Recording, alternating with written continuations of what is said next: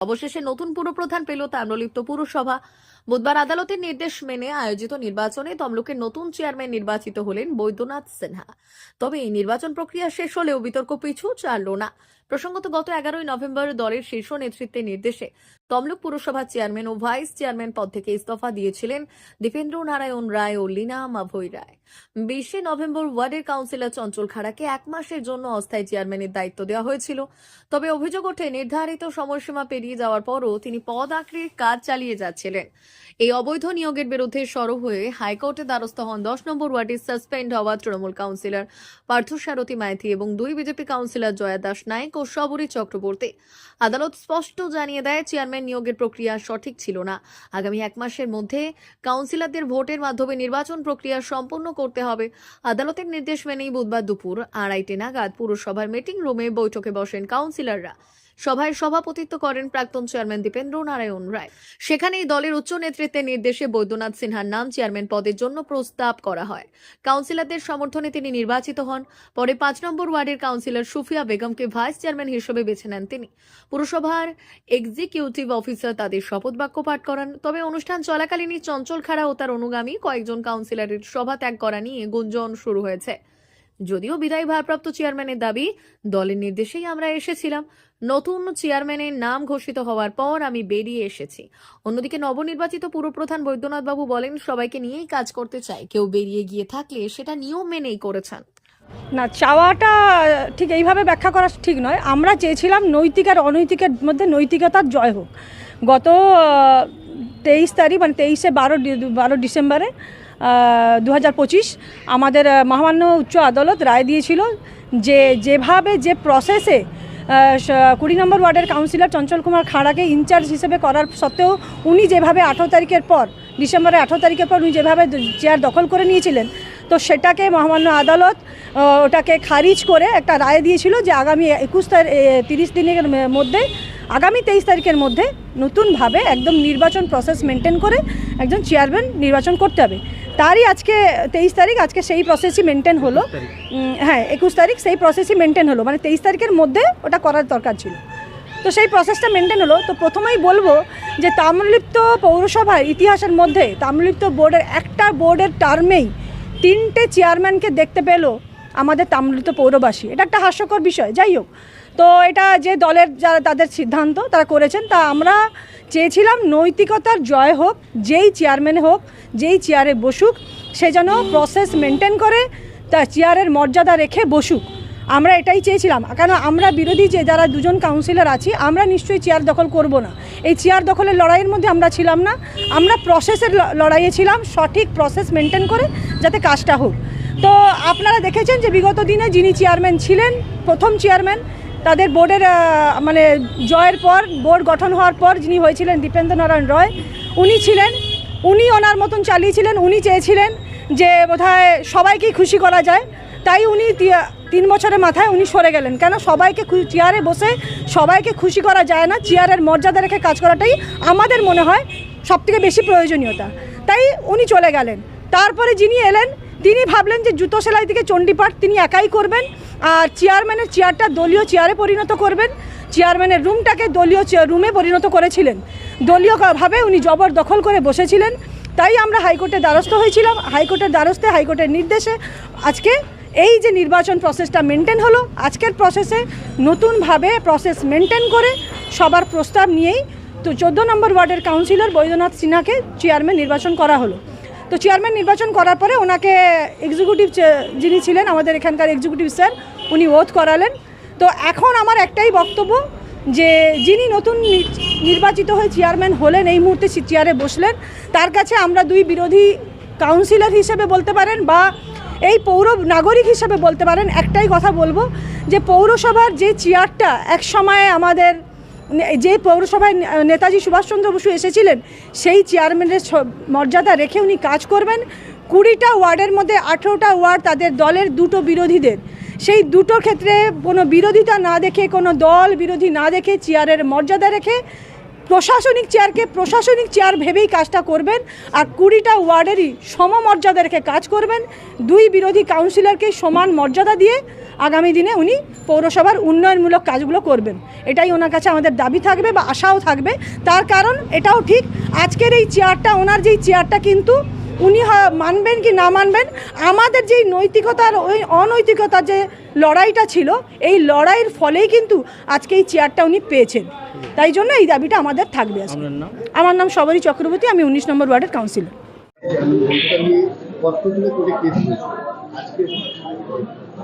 আমরা প্রথমেই জেনেছিলাম যে উনি যেহেতু ক্যাজুয়াল ভ্যাকেন্সি পিরিয়ডে উনি চেয়ারম্যান হিসেবে ছিলেন এবং 1 মাসের মধ্যেই যে চেয়ারম্যান নির্বাচিত করতে হবে, তো সেই হিসেবেই ওনাকে দায়িত্ব দেওয়া হয়েছিল।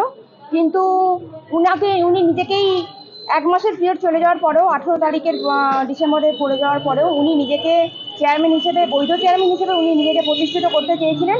অনেক উপায় অবলম্বন করেছেন, আমরা সকলেই জানি। সকালবেলা থেকে উনি বেরিয়ে যেতেন মানে ময়দান পরিষ্কার করার জন্য, তার সাথে সাথে তার সমস্ত যারা চালা চামুন্ডারা রয়েছে তারা সকলেই বেরোতেন।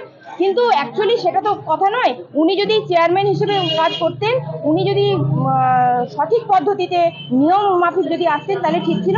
কিন্তু আমরা দলীয় হিসেবে আমরা গেছিলাম, মাননীয় হাইকোর্টের দ্বারস্থ হয়েছিলাম এবং হাইকোর্টের দ্বারস্থ হওয়ার কারণে ওনারা নির্দেশ দিয়েছিলেন যে 23 তারিখের মধ্যেই 1 মাসের পিরিয়ডে আবার চেয়ারম্যান তৈরি করতে হবে, নতুন চেয়ারম্যান ঘোষণা করতে হবে। এবং সেই মেধাবেই আজকের এই মিটিংটা ছিল। আজকে 21 তারিখে ওনারা মিটিং ডেকেছিলেন এবং সেই মতো প্রস্তাবকও ঠিক হয়েছিল এবং চেয়ারম্যান হিসেবে একজন প্রতিনিধি হিসাবে সেই অনুযায়ী চলেই ছিল। তো আমরা তাতে খুব খুশি, মানে মোটামুটি যে আমাদের মান্যতা হিসেবে যে আজকের এই প্রোগ্রামটা হয়েছে, ঠিক আছে। কিন্তু বুঝতেই পারছেন কতটা দলীয় কোন্দল, মানে দলীয় এতটাই নিজেরা মানে টাকার 70-25-এর যে মানে তাদের রেশিও, সেই রেশিও হয়তো ঠিকঠাকভাবে পৌঁছয়নি বলেই আগে চেয়ারম্যান সেখান থেকে ওনাকে সরতে হয়েছে। এবং আমরা দেখে নিয়েছি চেয়ারম্যান মানে কীভাবে মিউজিক্যাল চেয়ার হিসেবে মানে ব্যবহৃত হয়েছে।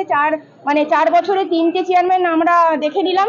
এই পরিস্থিতি অনুযায়ী মানে ভাবতে পারেন, মানে একজন মানে হাসিও লাগে এই পরিস্থিতিতে। মানে ওনার তো একদম চোখ দেখলেই, বা আপনারা নিজেরাও রিপোর্ট করেছেন যে একদম মানে চোখে একদম ছলছল অবস্থা হয়ে গেছিলো ওনার একদম এতে।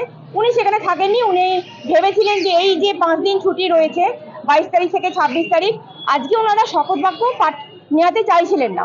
কিন্তু শপথ বাক্য না পাঠ নিলে আমরা সকলেই জানি যে চেয়ারম্যান হিসেবে উনি আজকে এই পদটায় বসতে পারতেন না, শুধু ঘোষণা হয়ে রয়ে যেত। তো সেই হিসেবে ওনাদের যে বহিষ্কৃত যে একজন আমাদের কাউন্সিলর পার্থ, উনিও ছিলেন এবং আমরা সকলে মিলেই বলেছিলাম যেটা আজ করতে হবে, তো আজকেই সম্পূর্ণ প্রসেসটা কমপ্লিট করতে হবে। তো সেই মোতাবেক এক্সিকিউটিভ অফিসার, উনি জানি না ওনার কী স্বার্থ জড়িয়ে রয়েছে, উনিও এটাকে প্রথমে বলেছিলেন যে এটা এইভাবে করা যাবে না, কিন্তু লাস্টে উনি মানে স্বীকার করেছেন এবং উনি আজকের এটা করেছেন। মানে ভাবতেই পারছেন যে চেয়ারের এত মানে বসে থাকার মানে তার আকাঙ্ক্ষা, সেই আকাঙ্ক্ষা থেকে উনি মানে নিজেকে একদম সরতে পারেননি, বা উনি সেটাকে এখনো মানে ভুলেও যেতে পারছেন না যে কিভাবে আমি এই 1 মাসের পিরিয়ডে আমি এত মানে কাজের থেকে অকাজই বেশি করেছেন। কারণ সেই হিসেবে কোনো রকমই প্রত্যেকটা ওয়ার্ডে কোনো রকম কোনো কাজও হয়নি, কিছুই হয়নি, শুধু ওই পরিষ্কার দেখানো, যেখানে পরিষ্কার হওয়া আবার সেখানে আবার নোংরা জমা পড়া, বা ড্রেন পরিষ্কার, প্রত্যেকটা জায়গায় যেখানেই বলুন না কেন। আসলে দলীয় কন্ট্রোল এতটাই বেশি, মানে সেটা সম্পূর্ণ মানে মানে চক্ষু সমাজে চলে এসছে, সকলেই জানি আমরা। আমার নাম জয় দাস নাথ, আমি বিরোধী দলনেত্রী, তমলুক পৌরসভা। হলো অবশেষে শুনুন, আমি যেটা চেয়েছিলাম না, ঘটনা হচ্ছে যে আইনে করেছিল, আইনের ছাত্র হিসেবে আমার বক্তব্য ছিল যাই হোক সেটা আইন মাফিক হোক। সেখানে ইও সাহেবকে বলেছিলাম, সবাইকে যেখানে যা বলার বলেছি। যখন যায়নি তখন কেসে গিয়েছিলাম, তার পরবর্তী সময় কোর্ট বোঝালো কোনটা আইন আর কোনটা আইন। এইভাবেই তো আসতে পারতেন, এভাবেই তো আসা যেত ওনার যদি থাকতো। কিন্তু সে ক্ষমতাকে ব্যবহার করে, নিজের ক্ষমতাকে ইউজ করে যেভাবে ভোট করেছিল, সেই ভোটটা কিন্তু অবৈধ ছিল। এটাই আমার বার্তা ছিল। আপনি বলেছিলেন যে যেই হোক দলের, হ্যাঁ, কিন্তু চঞ্চল খাঁড়া যাতে না হয় সেটা আপনি বলেছিলেন। আমি বলেছিলাম, তার কারণ হচ্ছে আপনি গোটা তমলুকের বাসীর কাছে জানবেন, দুর্নীতির যদি তৃণমূল কংগ্রেসে যদি দুর্নীতির আঁতুড়ঘর হয়, সেটা হচ্ছে চঞ্চল খাঁড়া। তার সম্পত্তি নিয়ে আমি বহুবার বক্তব্য রেখেছি।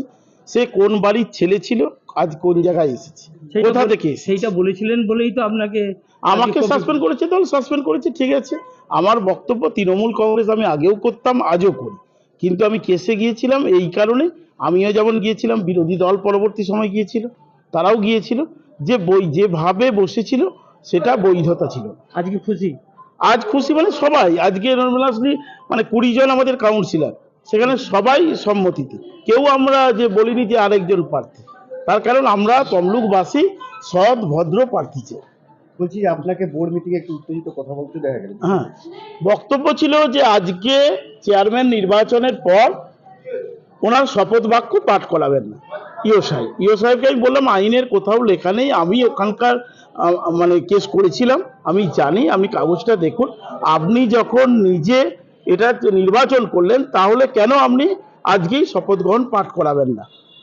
উনি তারপর সেই নিয়েই তর্কাতর্কি হয়েছিল, তার পরবর্তী সময় উনি শপথ বাক্য পাঠ করালেন এবং একইভাবে চেয়ারম্যান এবং ভাইস চেয়ারম্যান দুটো নির্বাচনই হল। কেন করাতে চাইছিলেন না সেটা বলতে পারবো না, সেটা ওনার ব্যাপার, কিন্তু উনি আইনের এক ব্যাখ্যা দেখিয়েছিলেন, আমরা তখন দেখালাম যে এভাবে হয় না, যেখানে যিনি এটাকে মানে করেছেন, প্রিজাইড করেছেন, তিনি হচ্ছে পিএইচডি করবেন। আপনার নাম? আমার নাম পার্থসারথী মাইতি, কাউন্সিলর 10 নম্বর ওয়ার্ড। আমি প্রথমেই আমাদের সর্বভারতীয় তৃণমূল কংগ্রেসের যে নেত্রী, আমাদের মানবিক মুখ্যমন্ত্রী মমতা দীপকে আমি সশ্রদ্ধ প্রণাম ও সালাম জানাই।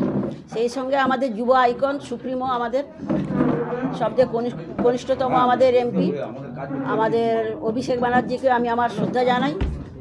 দলের যিনি প্রেসিডেন্ট আছে তাকেও আমি আমার শ্রদ্ধা জানিয়ে আমার সমস্ত আজকের বোর্ডের যারা কাউন্সিলর ছিলেন সকলের সমর্থনে চেয়ারম্যান, মাননীয় চেয়ারম্যান সাহেব আমাকে ভাইস চেয়ারম্যানের দায়িত্ব দিলেন। আমি চেষ্টা করব আমার যা করণীয় আমি সেটা দায়িত্ব সহকারে পালন করার জন্য। আপনার নাম?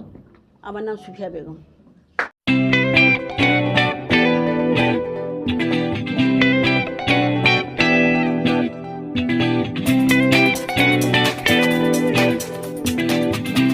সংবাদ, আনন্দ সংবাদ, আনন্দ সংবাদ। এই প্রথমবার আপনাদের পরিচিত বেলদা শহরে এসে গেছে আদিত্য সুপার মার্কেট। নিত্য প্রয়োজনীয় সমস্ত দ্রব্যের বিশ্বস্ত প্রতিষ্ঠান আদিত্য সুপার মার্কেট। আকর্ষণীয় ছাড় এবং একাধিক ডিসকাউন্ট নিয়ে আপনাদের সামনে হাজির হয়েছে নিত্য ব্যবহৃত সমস্ত প্রোডাক্টের সম্ভার নিয়ে এসেছে আদিত্য সুপার মার্কেট। আকর্ষণীয় ছাড় এবং একাধিক ডিসকাউন্ট নিয়ে আপনাদের সামনে হাজির হয়েছে নিত্য ব্যবহৃত সমস্ত প্রোডাক্টের সম্ভার নিয়ে এসেছে আদিত্য সুপার মার্কেট। থাকছে প্রত্যেকটি প্রোডাক্টে বিশেষ আকর্ষণীয় ডিসকাউন্ট, থাকছে বাই ওয়ান গেট ওয়ান পরিষেবা। কসমেটিক্স প্রতিটি প্রোডাক্টের উপরে থাকছে ন্যূনতম 20% থেকে 45% পর্যন্ত ছাড়। এফএমসিজি প্রোডাক্টের উপরে পেয়ে যাচ্ছেন 50% পর্যন্ত ছাড় পাওয়ার সুযোগ। গ্রোসারি আইটেমের উপরে থাকছে 30%, প্রাত্যহিক ব্যবহৃত সামগ্রীর উপর থাকছে 30% পর্যন্ত ছাড়। প্রতিটি ব্র্যান্ডেড প্রোডাক্টের বিশ্বস্ত প্রতিষ্ঠান আদিত্য সুপার মার্কেট। প্রতিদিনের নিত্য প্রয়োজনীয় সমস্ত সামগ্রী এক জায়গায় পেতে আজই চলে আসুন আমাদের আদিত্য সুপার মার্কেটে। প্রতিদিনের ব্যস্ততম জীবনের কথা মাথায় রেখে আমাদের ফ্রি ডেলিভারির ব্যবস্থা আছে আদিত্য সুপার মার্কেটে। দেরি না করে আসুন আমাদের বিপণী প্রতিষ্ঠানে। কোয়ালিটির সঙ্গে কম্প্রোমাইজ নয়, ভরসা আপনার, বিশ্বস্ততা রক্ষা করার সম্পূর্ণ দায়িত্ব আমাদের। আমাদের ঠিকানা বেলদা, দাদন রোড, বুলেটস ক্লাবের কাছে।